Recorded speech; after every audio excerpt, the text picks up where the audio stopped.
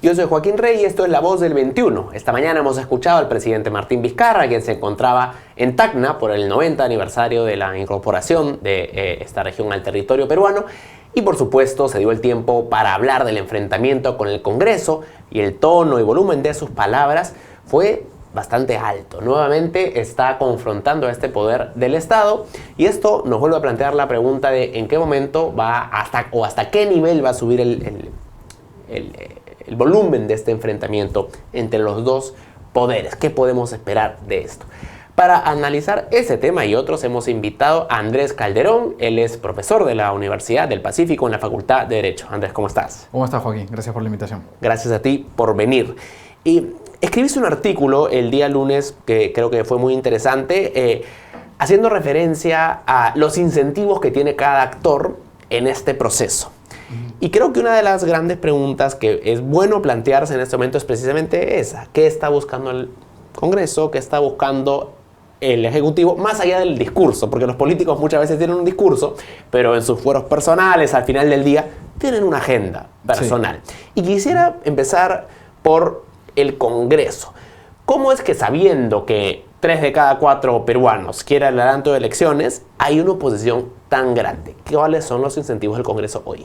Ok, yo lo que identificaba en esa columna de opinión era que los incentivos del Congreso, en realidad, en principio no necesariamente tienen que estar alineados con los del país o con los de sus representados. O sea, eso sería lo ideal, pero no es sería lo ideal, pero la verdad es que las personas no se convierten en santos el momento en que les dan una curul y una medallita, ¿no? Entonces, estas personas, estos congresistas, tienen ciertos intereses, digamos, por lo menos políticos, evidentes, que no necesariamente están alineados con los de la representación, y que creo que en el caso particular de la coyuntura en la que nos encontramos, están menos alineados aún, porque ya no dependen tanto de los ciudadanos, de los votantes, porque no se van a enfrentar a ellos, ni le van a rendir cuentas a ellos, ni en el 2020 ni en el 2021. Más aún ahora, ¿no?, que no hay reelección. Precisamente ese es el punto, ¿no? El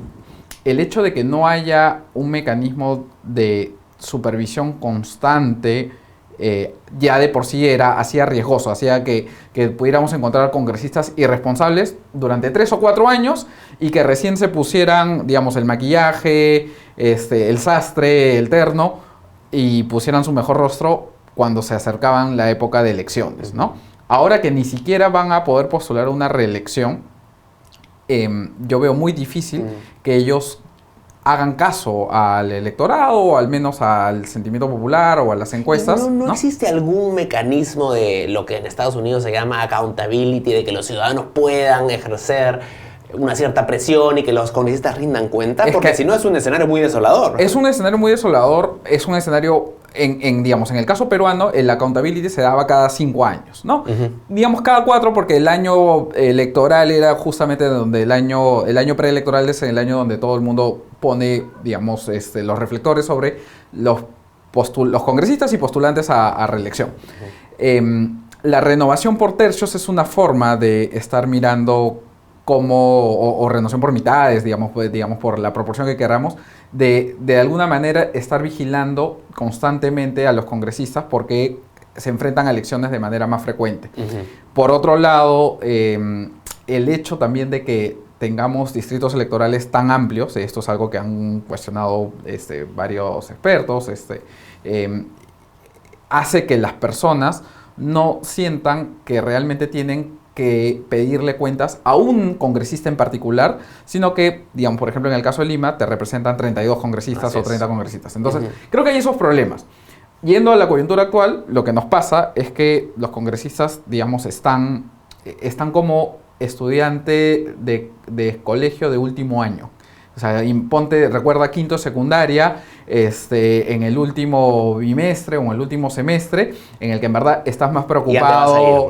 Ya te vas a ir. No tienes que rendirle cuentas a nadie. Ya que te pongan un 0,5 más, digamos, si ya pasaste el año, por lo menos ya no tiene mayor efecto. O sea, y en realidad los congresistas no les están pensando en su bienestar inmediato. Es decir, ahora, en esta ecuación hay otro lado que es la presidencia, que también tiene su agenda. Y el el presidente Martín Vizcarra sabe que no se puede elegir, no tiene un partido tampoco al cual legar una popularidad para que luego pueda tener una presencia en el Congreso.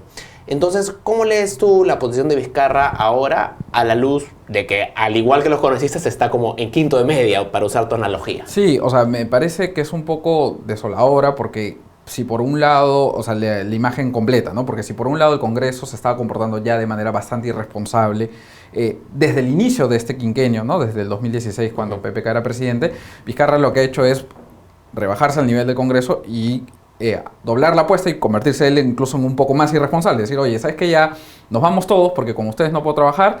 Y sus incentivos creo que están pensados en lo que le queda de gobierno y en la popularidad que él pueda amasar y la imagen que pueda quedar en los ciudadanos de su legado, sea que este dure hasta el 2021 o llegue únicamente hasta el 2020. Entonces mi lectura ahorita del momento es que Vizcarra quizás veía un panorama muy poco alentador para él hacia el 2021 por el tema económico, que no solamente es local, sino es global o regional, por el tema de las protestas o conflictos socioambientales, por la relación que podía tener con el Congreso, y entonces él apuesta por decir, ¿sabes qué? Aceleremos las cosas, me voy cuando estoy ganando, vámonos en el 2020 y no esperemos hasta el 2021 en el que su futuro también podría estar. O sea, de alguna manera tú compartes la posición de quienes dicen que el presidente Vizcarra no se siente a la altura de los retos de gobierno que tendría en materia económica, en materia de inclusión social hasta el fin del periodo. Creo que es una hipótesis válida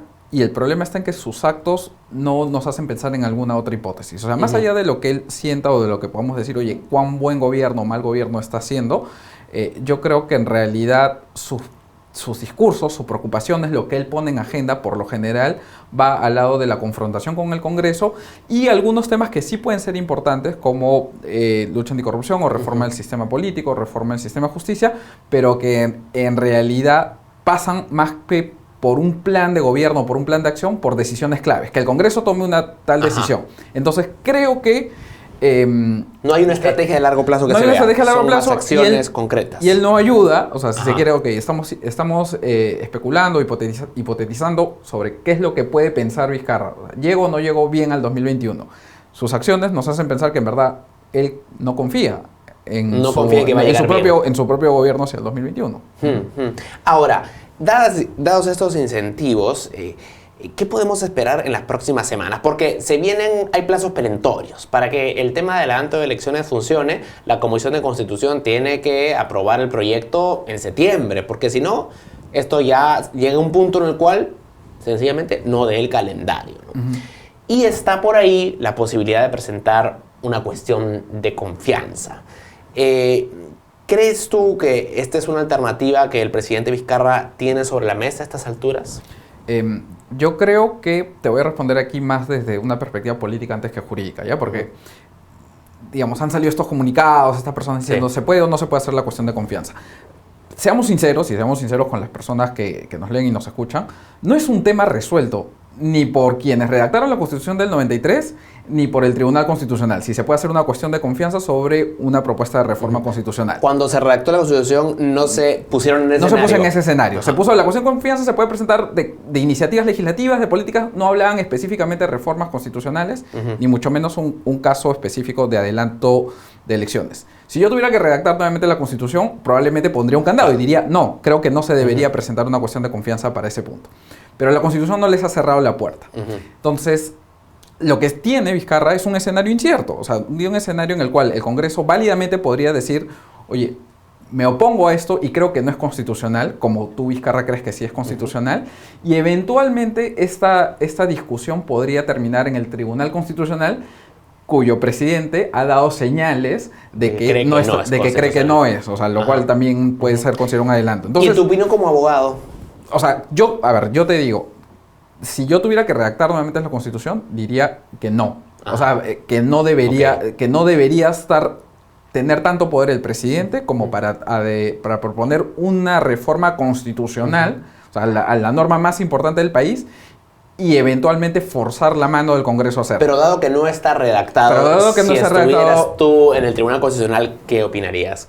Mira, yo creo que las normas se tienen que interpretar conforme a las circunstancias. O sea, creo que no necesariamente nos tenemos que ceñir a lo que decía, a lo que se pensó en el 92 cuando se redactó ese texto. Y yo creo que si tuviéramos que llenar ese vacío de interpretación, probablemente me inclinaría también por decir que no debería tener un poder tan irrestricto. Es decir, no permitir que se pueda hacer una cuestión de confianza de una reforma constitucional. Lo que sí es seguro es que, o sea, a ver, no creo que sea tajantemente inconstitucional. Creo que hay un vacío y los vacíos hay que llenarlos, y creo que si yo tuviera que tomar esa decisión probablemente diría vamos porque no permitir esta posibilidad.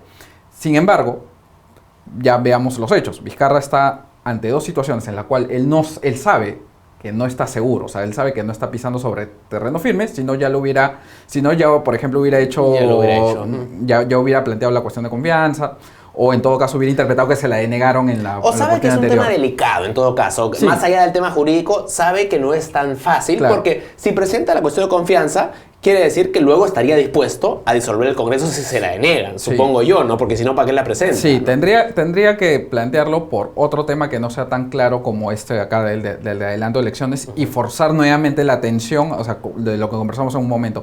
Volver a sacar artillería pesada y yo no sé cuánto con tiempo más pueda... solución. Exacto, ¿no? O sea, por ahí decían, oye, que plantea cuestión de confianza sobre, no sé, el enfoque de género en el currículo escolar, o sobre el matrimonio igualitario, o sobre alguna otra medida que sabe que se la van a denegar para, de ese lado, forzar la disolución, la denegatoria y luego la disolución constitucional del Congreso. Creo que no es un escenario favorable para él, para Vizcarra, o sea, con lo cual yo creería que no es el camino más adecuado, más seguro para él, para él impulsar, si en caso encontrar intransigencia por el lado del Congreso. Ahora, lo que eso deja la duda es, ¿qué pasaría? ¿Cuál sería el Vizcarra en un escenario de no adelanto de elecciones y no cuestión de confianza? ¿Podría sobrevivir hasta el 2021 un presidente cuya principal iniciativa ha sido desalada por el Congreso? ¿Cómo ves el cierre de este mandato sin un adelanto de elecciones? A ver, lamentablemente yo creo que esta pugna no se va a resolver. Quisiera que se resuelva con algún tipo de acuerdo, con algún tipo de pacto. No voy a ser ingenuo de decir, oye, un pacto de gobernabilidad y que nos deje a todos contentos hacia el 2021. No, un pacto de no agresión, un pacto mínimo de subsistencia.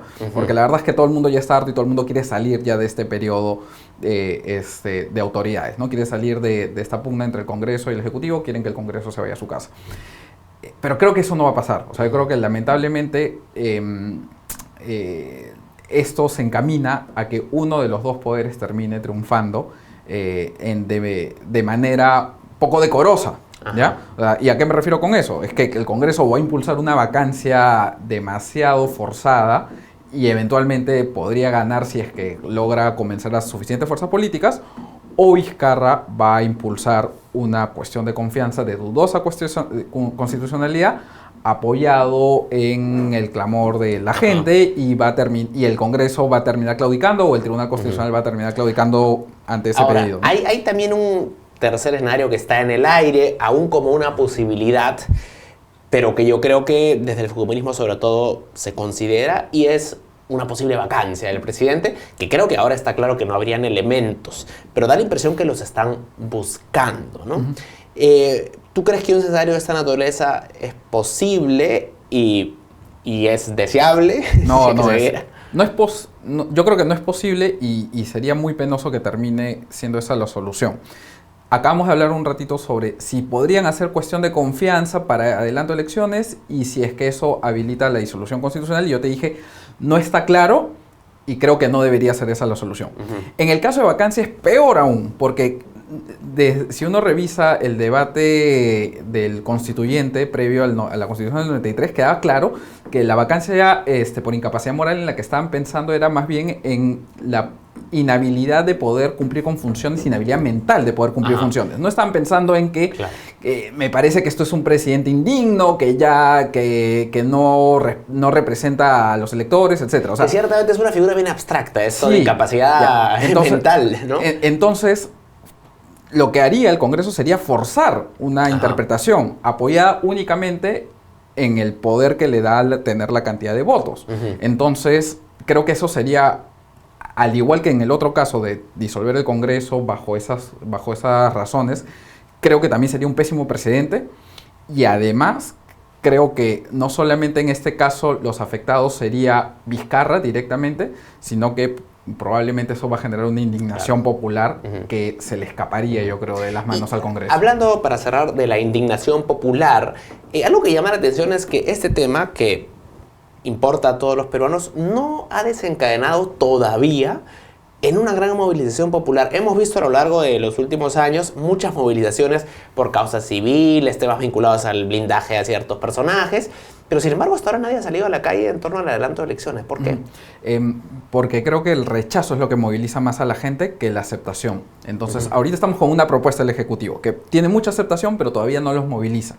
Tiene que haber algo que los indigne, que los enerve de manera tal que lleven a organizarse, ¿no? Por ejemplo... ¿Cuál sería ese hito? No, ese hito podría ser o que el Congreso finalmente toma la decisión y dice no va a haber adelanto de elecciones, o que impulsa directamente la vacancia, y entonces eso lo ven como un ataque hacia aquella idea con la que ya se habían reconciliado o habían aceptado, que era nos quedamos sin Congreso. O sea, si es que le quitas completamente esa posibilidad, porque ahorita solamente está en propuesta, pues yo creo que eso podría terminar movilizando a las personas, ¿no?